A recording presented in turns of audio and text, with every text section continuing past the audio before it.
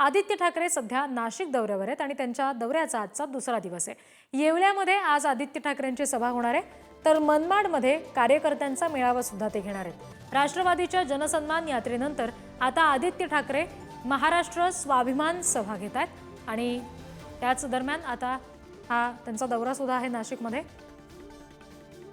प्रतिनिधी किरण ताजणेंकडून आपण अपडेट्स घेणार आहोत।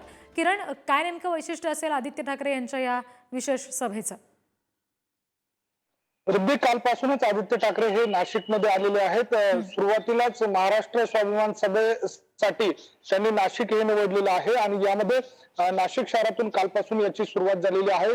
सत्ताधाऱ्यांवर जोरदार ते निशाणा साधताय। वेगवेगळ्या मुद्द्याला धरून महाराष्ट्र जो स्वाभिमान यात्रा त्या सभेला नाव देण्यात आलेलं आहे, त्या अनुषंगानं टीका करण्याचा एक प्रयत्न आदित्य ठाकरे यांच्याकडनं दिसतोय।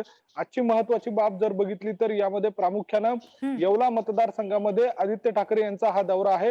छगन भुजबळांचा बालेकिल्ला म्हणून येवला ओळखला जातो आणि त्या येवल्यामध्ये आदित्य ठाकरे नेमकं काय बोलतात हे बघावं लागेल।